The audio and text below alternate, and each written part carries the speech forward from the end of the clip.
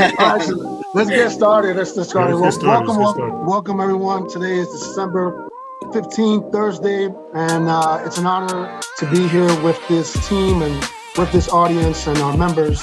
We're excited because today is the first launch of The Voices.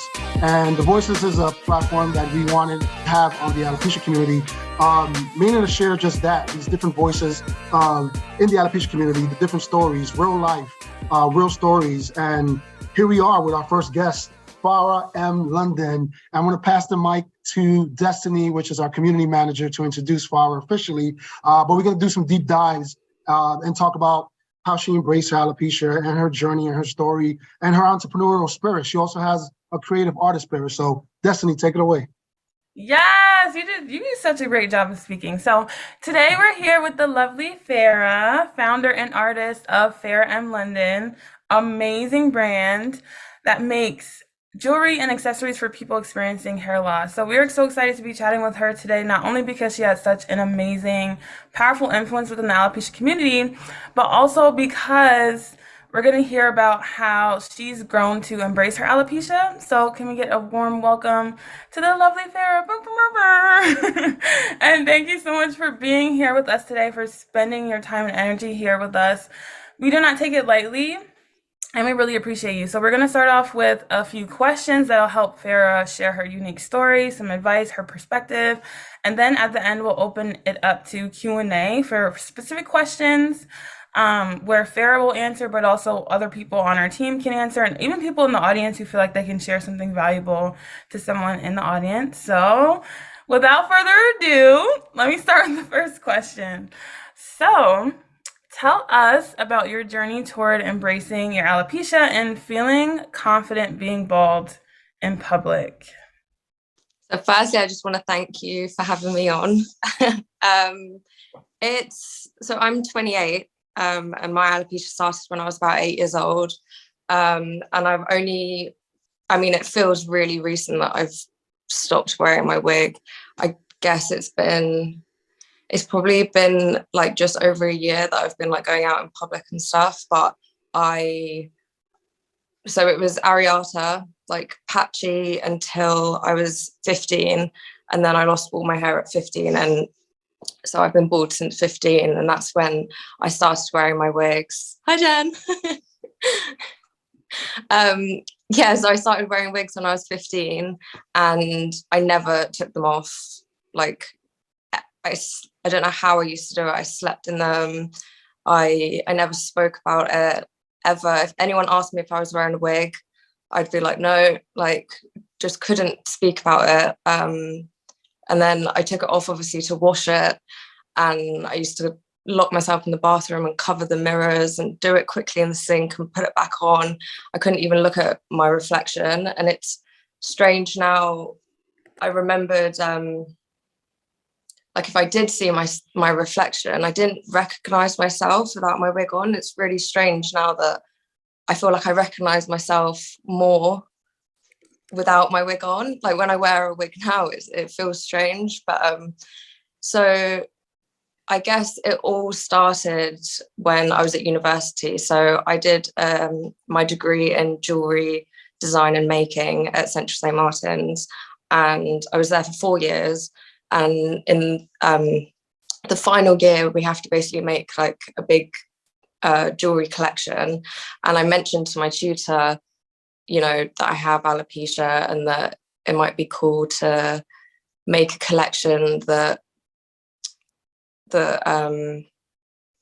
tells my story. And basically each piece represented a stage, a physical stage or an emotional stage I went through losing my hair. I nearly backed out of doing it a few times, but my tutor was great. She really encouraged me, and I'm so glad I did it because I made the whole collection, and then we had to do like a big exhibition. And for the exhibition, I needed to photograph my pieces. And I remember speaking to my tutor, and I was like, okay, I've done the project now. Now I need to find a bald model. And she was like, Farah, you have to you have to model it. And I was like, no way. Like no one had seen me apart from the people that were making my wigs. No one had ever seen me without my wig on. So to go from that to then being asked to model my work, which would then be printed out massive and put into the uni exhibition, I was like, I can't do that. But I did it. And what was really funny was I remember standing by my work, and people that I'd been studying with for 4 years, I remember were coming up and being like, who did you get to model? And I was like, it's me. I was like, I wear a wig, I've got alopecia. And I really found that a good way of speaking about it and bringing it up, because like I said, I never spoke about it, and I always struggled with speaking about my emotions. So using my work as like a gateway to opening up conversations about that really helped me. So that was when I was 21. Also around that time when I was doing my project, I mean, I basically my whole life I'd never seen another bald woman. So during my project, I was doing a lot of research, and I found there's a charity here called Alopecia.Community. And I went to a couple of their support groups, and that was like life-changing, meeting other people who looked like me, who had literally experienced what I had gone through and felt the feelings I'd felt. And, you know, family and friends can empathize to a certain point, but what really helped me was speaking to people that had literally gone through it, you know, and felt the feelings I was feeling and all that. So yeah, meeting other people that have it and connecting with them and speaking to them was huge. It helped me so much because, you know, I felt really alone. I felt like, you know, because you don't see bald women, you know, in magazines and on TV and stuff. And I just felt like, I don't know, I kind of grew up feeling like there was something wrong with me, and I got bullied at school really bad about it. And it was just like this big secret that I felt like I needed to hide. But yeah, meeting other people and realizing that I'm not alone and that there are other people like me out there. What as well I found really helpful was when I started connecting with other people on Instagram. Beautiful people, like stunning people. And I was like, these women are bald. These women don't have hair. And I genuinely think they're beautiful. And I was like, why can't I think that about myself? Just because I don't have hair, I'm ugly.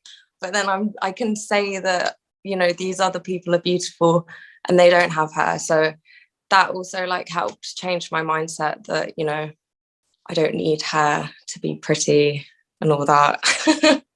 But yeah, so what kind of changed everything was my jewelry project. So expressing myself through my work helped me a lot, just because I find it really hard to express myself through words. So that helped a lot.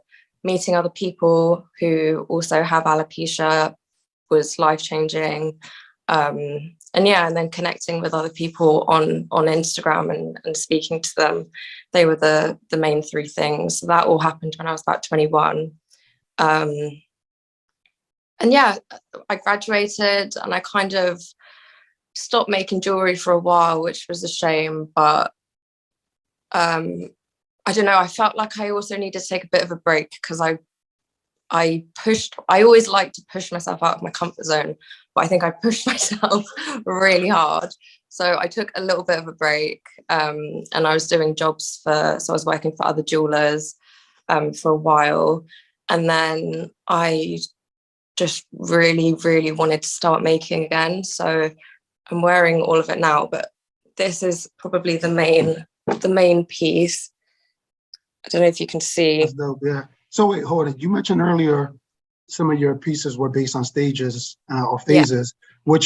Which that piece in particular, would that tie into a stage?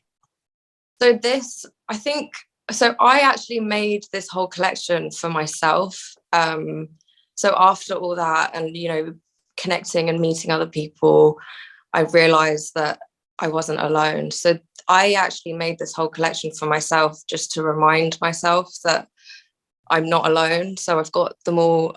I wear 3.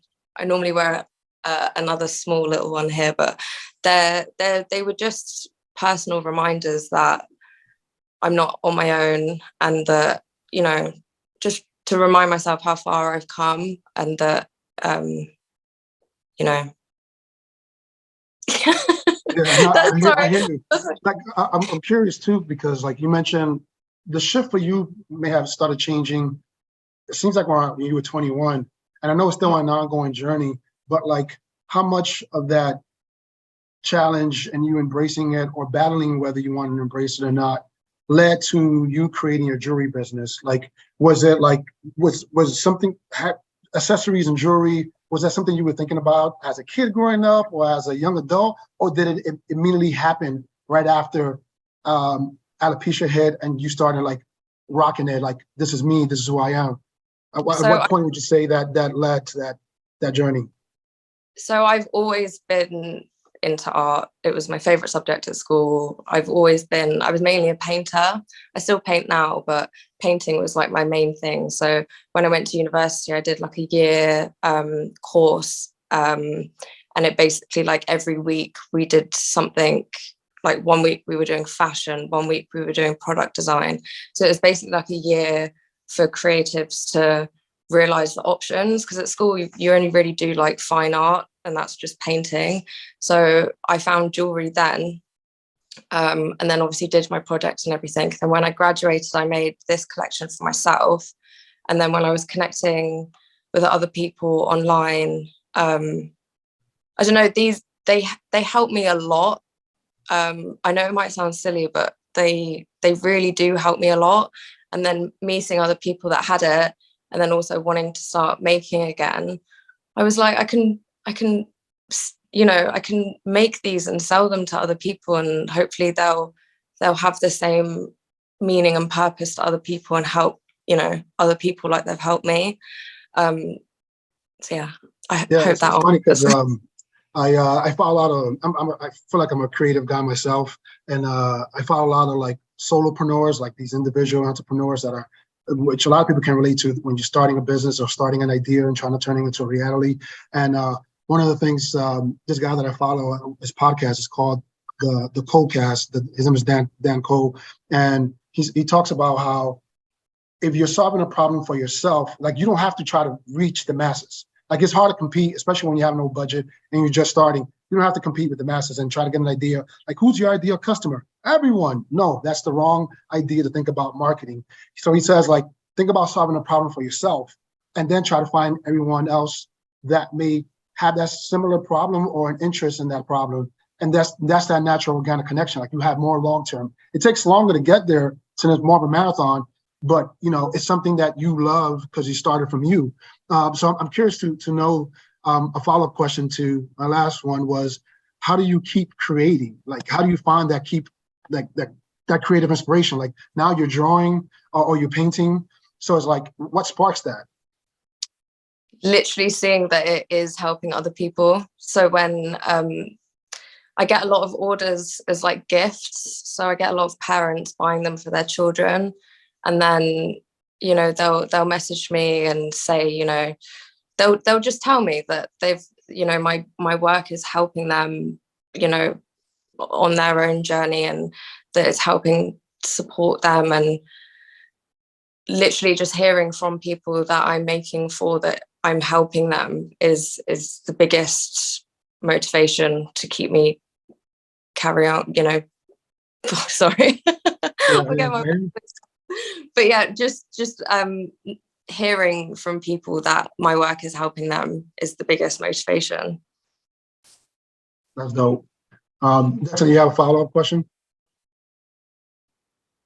You're on mute. That always happens in every Zoom call, huh? Always Always somebody's on mute and always happens. somebody's talking like, you can't hear you. No, seriously, and it's so awkward every time.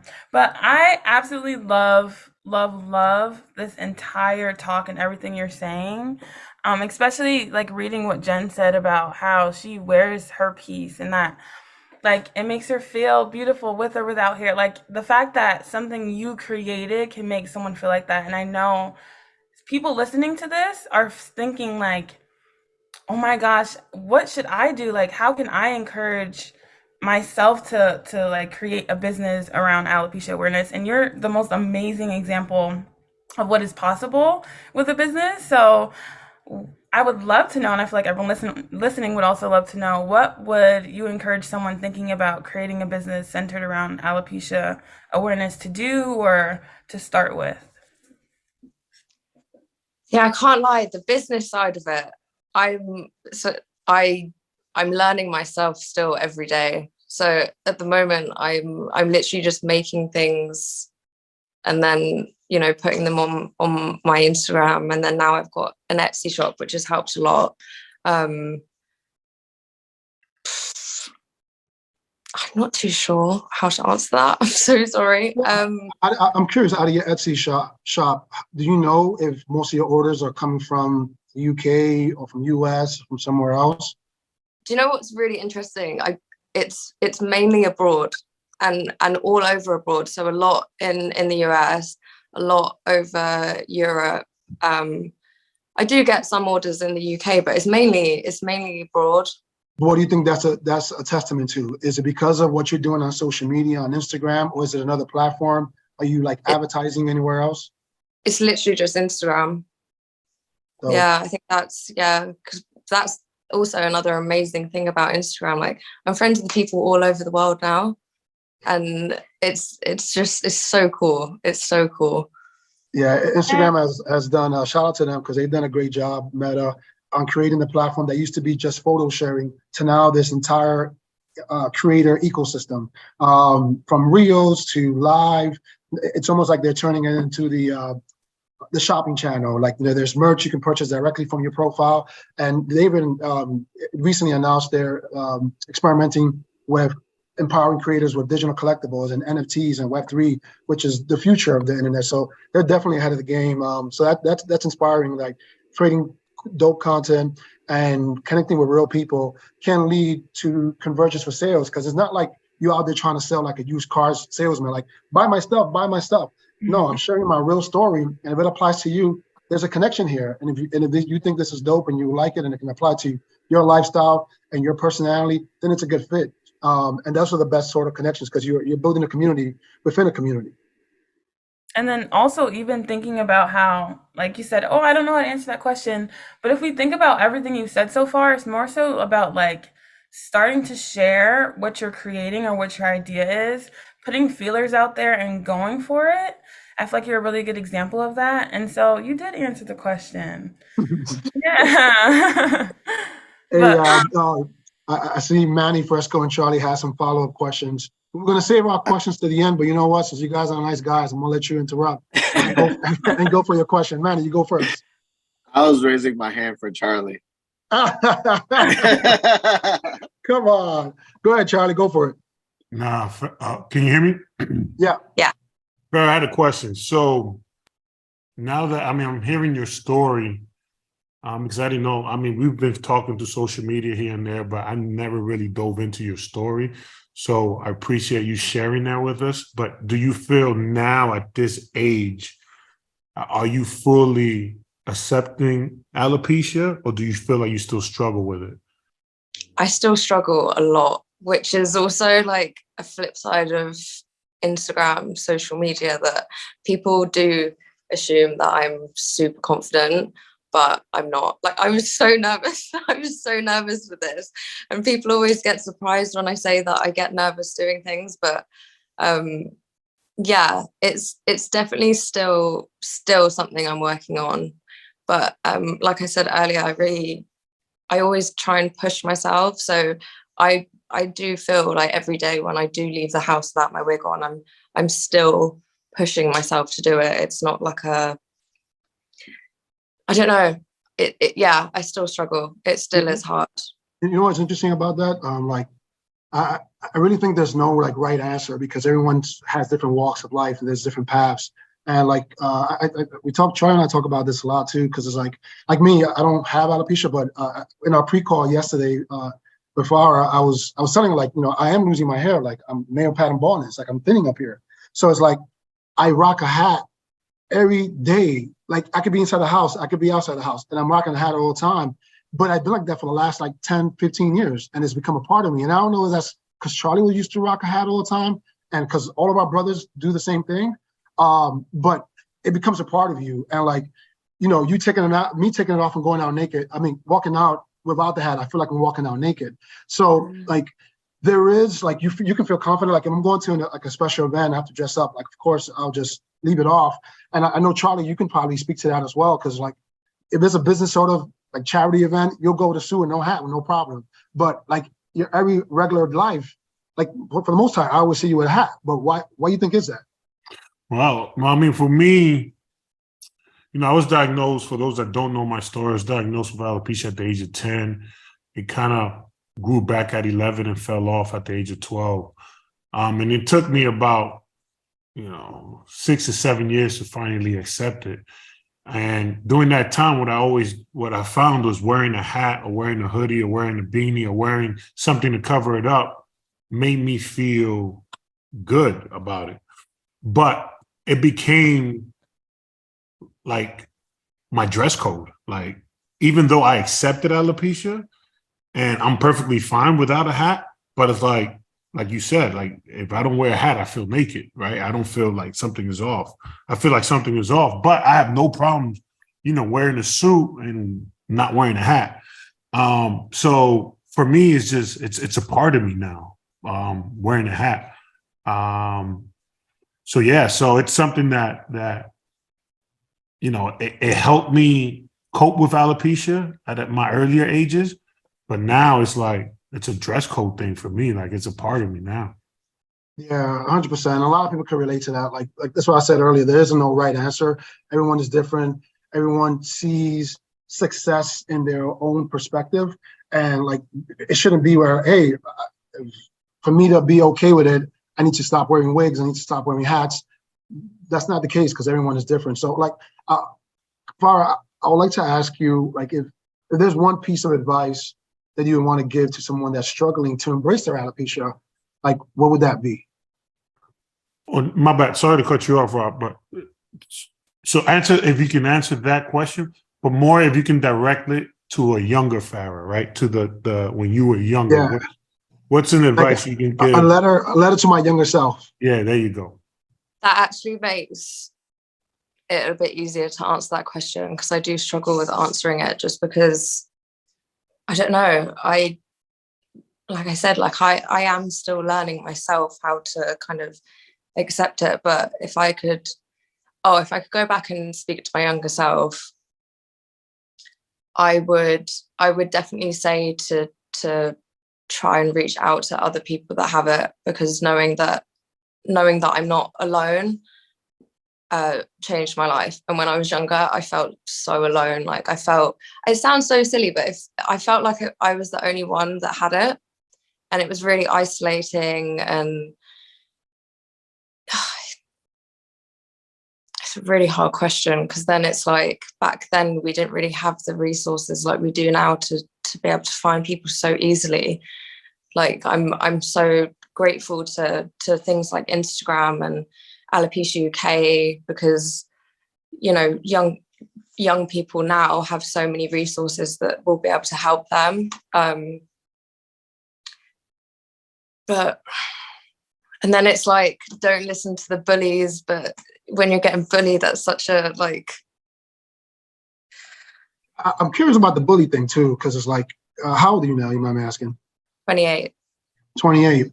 Do you experience any sort of, because you depend so much on your social media and making connection, and also for your business, do you still deal with these sort of like social media bullying, the Twitter fingers? Like, does that happen? And then like, how do you deal with it? Did you just rub it off, block them, and ignore them, or do you address it and face it, front end? So I actually find Instagram's kind of okay. I get a lot of weird messages, but TikTok is savage. TikTok is, there are a lot of keyboard warriors on TikTok, and it's a shame because a lot of them are like young kids. Like when I click on their profile, I'm like, you're like 10, like why are you doing this? Why are you saying all these things? But the it does upset me, but it upsets me in the sense of, if I'd read that even like a couple of years ago, or if I read that when I was younger, it would have destroyed me. So I get upset on that side. I do normally ignore, block, delete. There was one time that was probably the worst one that I did reply, because it was a fully grown adult, and what she said was horrendous. She basically wrote an essay to me about how she basically said that my parents should have got rid of me because I have no quality of life looking the way I do, and that I'm never going to be successful. I'm just never going to have any quality of life because of how I look. And I was just like, how can you say that to someone? Like, how? Wait, this is a complete stranger. Yeah. And just took the time out of their day to write your paragraph how you ain't gonna succeed to anything because of the way you look. Yeah. And my parents should be ashamed of themselves for letting me live and all this rubbish. And it was just, So I gotta ask, how did you respond? Because it's like, with me, I would have gone off. She wrote one paragraph, I would have gone a whole book and went off on them. Like, how did you respond to that? Or you didn't, or did you? No, I did. I can't lie. I can't remember exactly what I said, but I probably did. I think I just said something along the lines of like, telling her she's wrong and that was a disgusting thing to say. And I think the main thing I always try and include if I do reply to trolls is that, that you could have said that to like the wrong person on the wrong day, and that could have been, it for someone, like that could have tipped someone over the edge. Like your words can have a really big effect on someone. But yeah, I did get angry, but I can't remember exactly why. Some people will take the tactic. Some people will take the tactic of like, I'm gonna kill them with kindness and give them like some warm feeling or something like that. Oh man, all hell would have broken loose for me. Like it's hard to control those feelings, and I'm sure a lot of people, especially when you're battling with your alopecia, like you have these days where one day you're fine and you can maybe handle it, but the other days like you're having a shitty day and like you don't want to deal with this, and all of a sudden somebody attacks you for no damn reason, and that can result in something negative.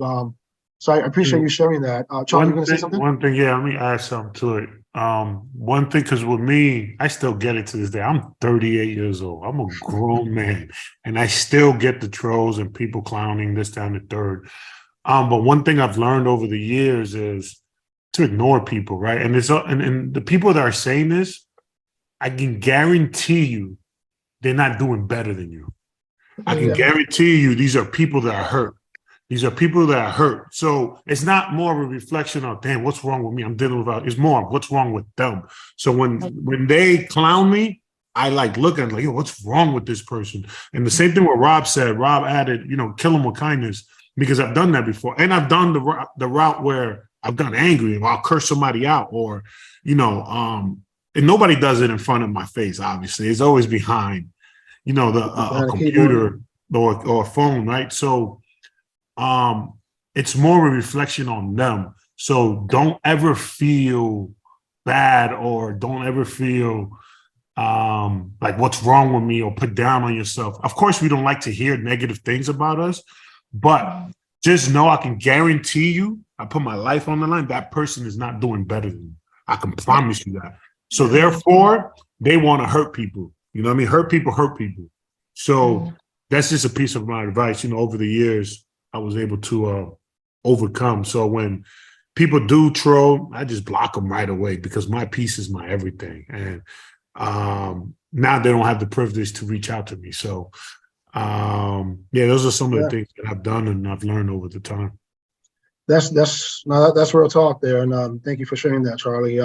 Farah, going back to your social media and your efforts, I'm trying to, on a brighter note, like the content that you create, you're good at it. How do you typically, like, when you're creating content, are you doing it with intention and with purpose? And if so, like, what's your plan behind it? Like, do you try to do more stuff geared towards your business to try to sell more product? Is it more about trying to find inspiration, about more trying to find connections? Like, how do you figure out what to post? Because a lot of people struggle with that, especially when they have alopecia. I don't know. I'm actually quite bad at planning.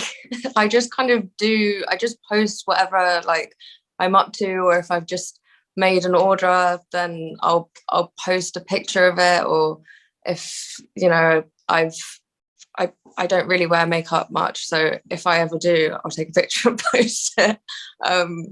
But I don't know. I don't really plan. It just comes as it comes. Like I just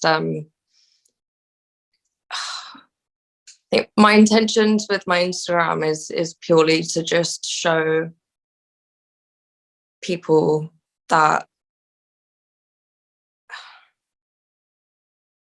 that's a hard question. Well, if you're posting in the moment, right, and you're posting like whatever feels at the moment for you, whether it's something you share. I saw a recent video of you when you were with the paintbrush, which was awesome. So it's like it's almost like you're just being yourself, and whatever's happening at that moment is being yourself, and that's the best way to build the personal brand, is to be authentic and to build yourself, and to be yourself. So like kudos to you, just because and I know other influencers and other voices that are in the alopecia community also do the same thing. But overall, a lot of people, especially as a business owner, they struggle with what to post. So I think a good piece of advice there, by using you as a case study, is like, you don't necessarily have to have a plan.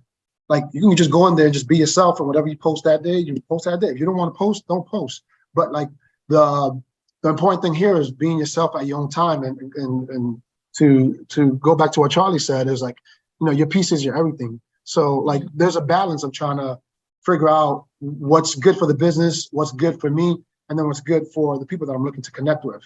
So I know it could be challenging, but I think you may have not thought you responded, but you answered it by just being yourself is what it is, because that's what you're doing every day. Yeah.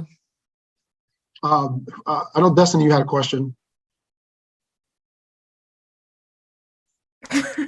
Here we go. Yes, I did have a question.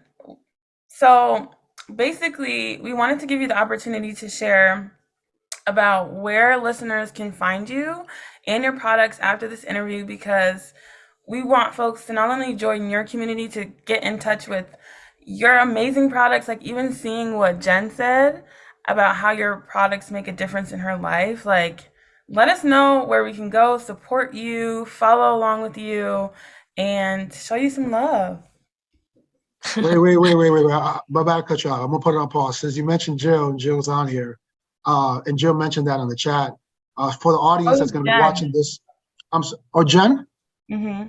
I'm sorry, I thought it was Jill. Since Jen mentioned that, I'm curious to hear from Jen, if you don't mind, on like what was the connection there, what was that sort of impact? Because like we have people we're gonna be repurposing this content, and this is being recorded, so they may not have seen what you put on the chat. So I'm curious if you can share what you put on the chat and why.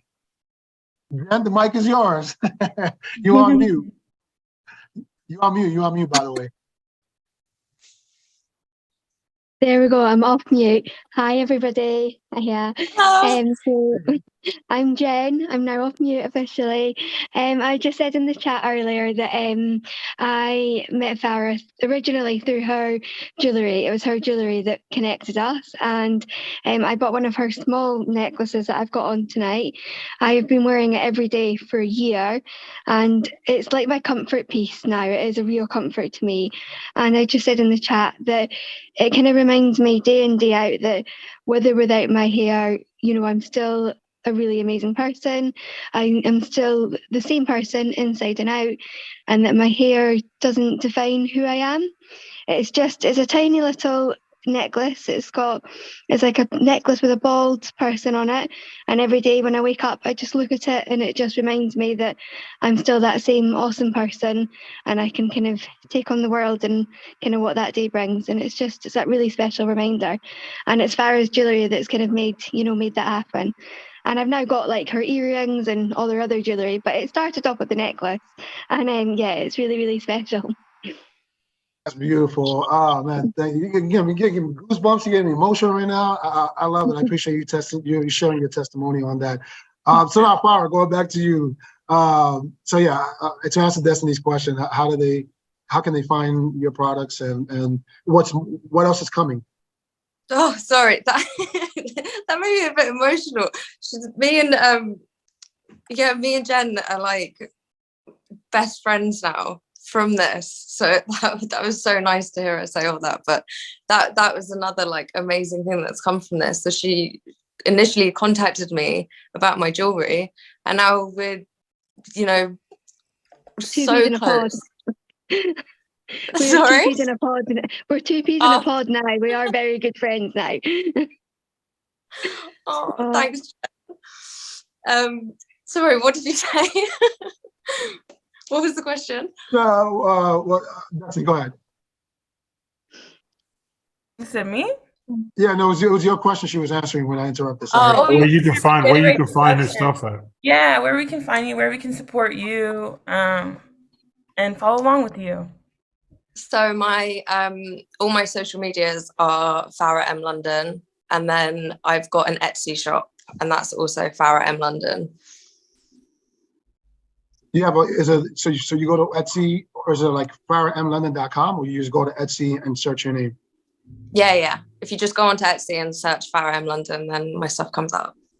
And if you're also watching the replay, we're gonna link all of the her Instagram, her Etsy shop, and stuff along with the replay. So yeah. What are you working on? Any new collections? And since you mentioned you're also an artist, would you add your art in your product lineup? Yeah, so it's actually growing a lot. So I'm doing quite a few things at the moment. So the main thing is the jewelry. They're all on my Etsy shop. And then my eyebrows, I've got a few things here because I didn't know if you wanted me to show them or not, but my eyebrows fell out. I think it's been like 2 years now. And I really struggled with that because it was like, I'd kind of finally started to really accept my alopecia on my head. And then I lost my eyebrows, and it just I don't know, I felt like I just struggled a lot with that. So I'll show you. These are my eyebrows. Oh, nice. Actually saw those when I was doing my deep dive, a little bit of casual stalking, and they look so real. So at what point did your eyebrows fell off? So it kind of happened when I was 16 for a couple of years, and then they grew back, and then about 2 years ago they fell out again. Go ahead. No, I was just going to say, just drawing them on every day was just, I found really hard, and I wasn't very good at it.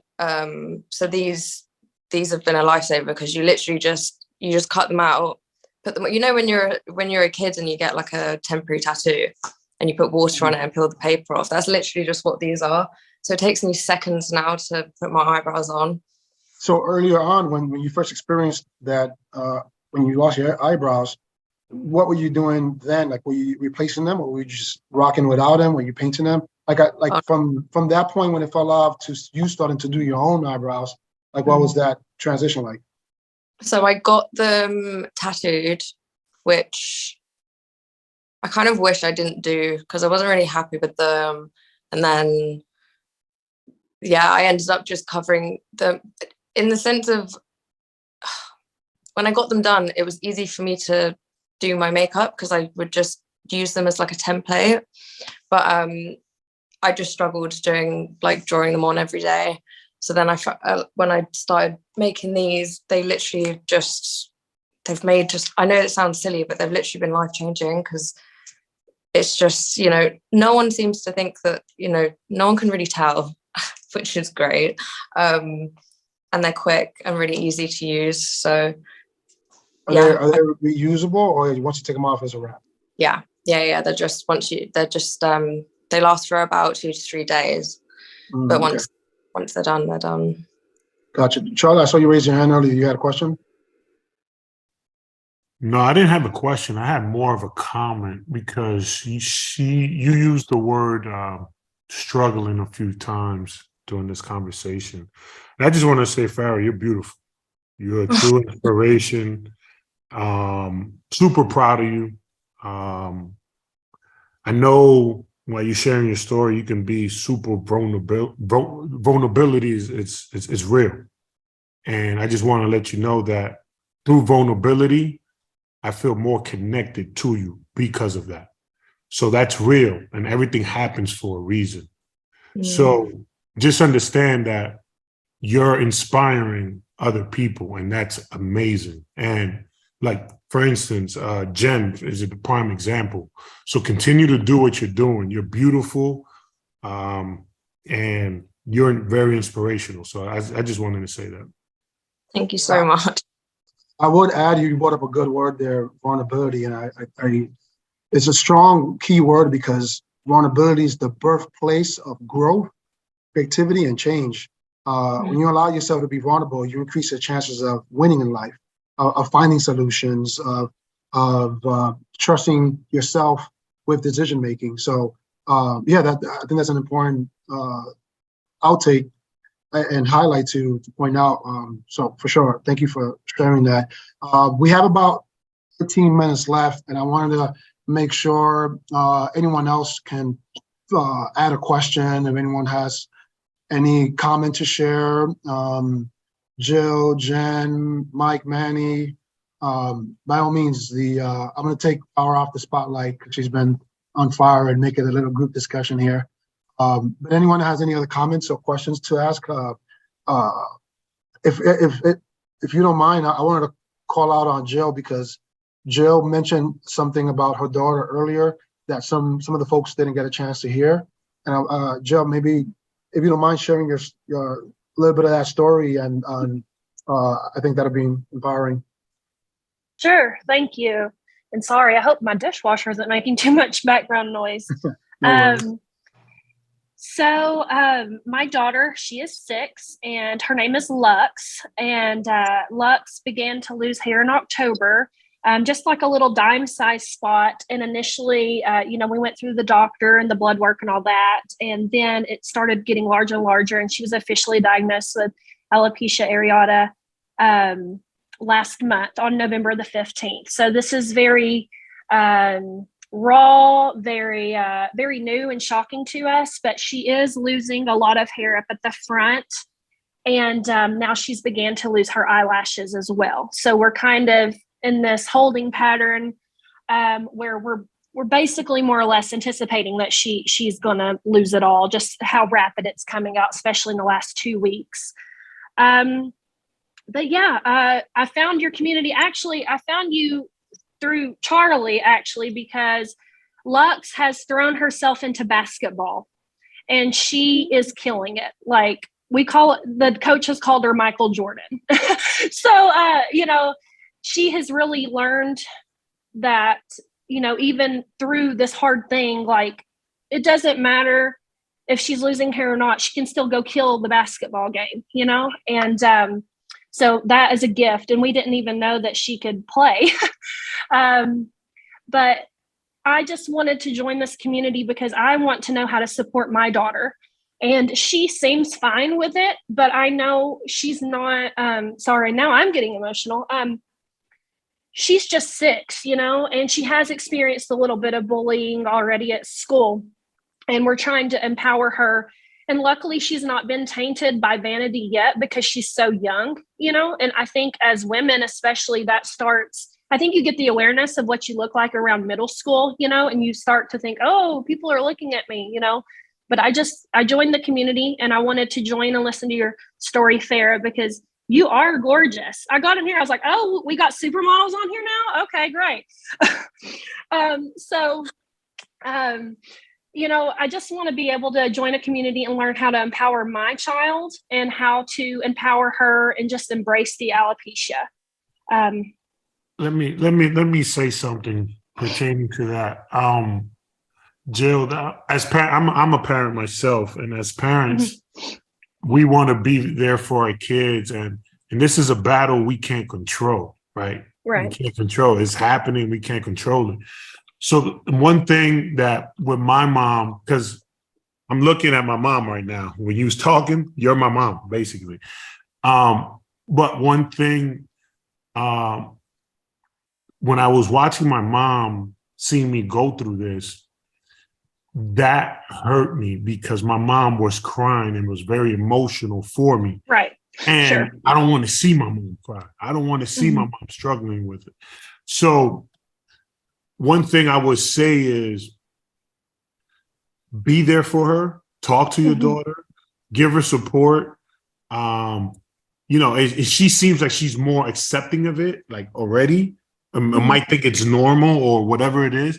And just follow her energy, ready? Let her, your job to me, I feel like as a parent, is just to hold her hand and just walk with her, right? Let her tell you how she feels. And if she's struggling with it, then try to help her in that or give her the support, whatever support you think she needs, you know. But if she's okay with it, like kind of let her go, like let her go, because my mom, like when I even when I accepted, my mom was still like struggling with it. But I'm like, man, like I don't want to see my mom cry. I don't want to see my mom struggling with it, you know. So there was a lot of things that I was hiding, or there was things that I didn't want to tell her, even though when I was struggling with it, because if I tell her that my struggles, then she's gonna struggle, right? Sure. So I don't want to see that, right? So my advice is just to hold her hand and kind of guide her through it. If she seems like she's okay with it, then go with that, right? Just support her as much as you can, because I think support is super important with dealing with alopecia. I do all my crying by myself in the bathroom. I don't ever let her see that. And I know the more the more okay I am with it, the more okay she's going to be with it as well. But she doesn't want to rock a head covering or anything. She's like, this is who I am. And basically the hell with it if people are mean or whatever. But I keep encouraging her, you know, just because if someone's mean to her, you know, and I put it in the chat, just because someone's mean to her, she may be losing her hair, but they're missing something on the inside. And that's what you brought up, you know, they're hurting too. And they probably don't have a good home life or whatever going on, you know? So, but thank you guys for allowing me to come in. Yeah, no, 100%. We sincerely appreciate your transparency, and these are real feelings. There's two things that I will say. I was reading this, there was a quote that I was reading, and it was talking about the importance of touch and how essential this like physical connection is as much as emotional connection. Like it's a quote that says, we need 4 hugs a day for survival. We need 8 hugs a day for maintenance, and we need 12 hugs a day for growth.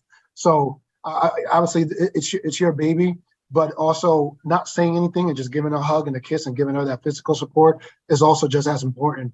So that's important for me to share. And also I also wanted to let you know that next week we're doing these weekly events for the voices and featuring different guests.